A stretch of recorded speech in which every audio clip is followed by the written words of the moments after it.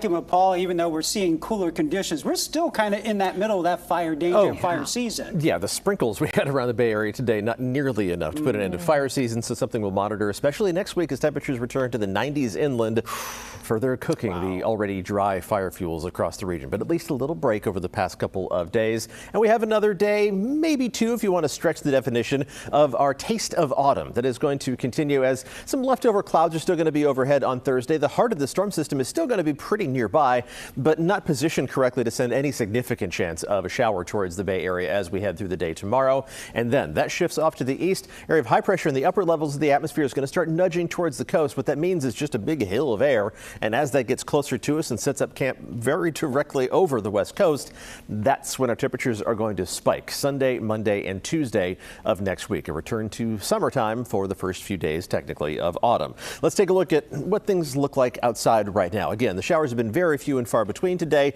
but we've seen plenty of cloud cover floating through the skies over the Bay Area, looking good in San Jose, and from Salesforce Tower looking to the east towards Mount Diablo. Current temperatures still really far off the pace for what's typical in mid-September, only in the 70s inland and only in the 60s around the Bay. Most of us will end up in the 50s by early tomorrow morning. The fog is still hanging out along the coast, and it's going to make a good push across the Bay and into the inland valleys by early tomorrow morning. So let's track that fog on our map on the floor here, and it is going to be pretty widespread as we head into early tomorrow morning, just covering the whole map in gray. But it's not going to be all that stubborn in those inland valleys. It'll hang out for the first few hours of daylight, but it's already going to start pulling back towards the coast by about 9 o'clock or so. And we're going to see the emerging sunshine warming temperatures up to a slightly greater extent than they did today. Let's check out those forecast highs. Again, we'll start off in the 50s, and then we'll climb back up to more of a mix of 70s and 80s inland, mostly in the low 80s in the Santa Clara Valley, 80 exactly in San Jose, up to 82 for Los Gatos and Morgan Hill. Temperatures east of the Oakland Hills also in the low 80s,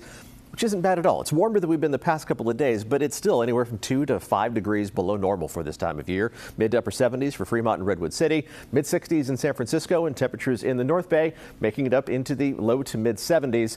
So again, the inland spots, more of that mix of 70s and 80s, still counts as being a taste of fall with temperatures running a few degrees below average. But let's talk about the big picture perspective here, and we'll bring in the national map. And I'm going to make my way over to stand at the Bay Area so you can get kind of a sense of geographic perspective as I put the temperature loop into motion over the course of the next several days. And we'll start with the current temperatures about a mile off of ground level, which is kind of how we evaluate whether things are going to be above or below normal. And these green shaded colors at my feet, that indicates those temperatures that yesterday were 5 to 10 degrees below average. Today still about 5 to 7 degrees below normal.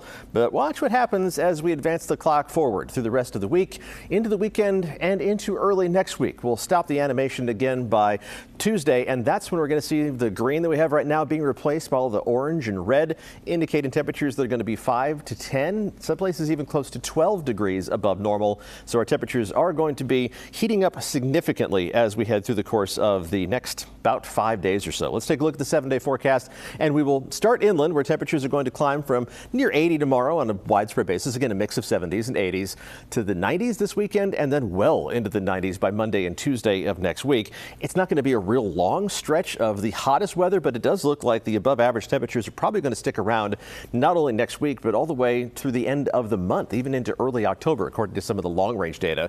Around the Bay, we're talking temperatures into the low 80s by Sunday, Monday, and Tuesday. It's not as hot, but it's certainly warm, and temperatures along the coast even getting up into the low 70s for a few days. And that definitely qualifies as a warm spell in early autumn, guys. All right, thanks, Paul.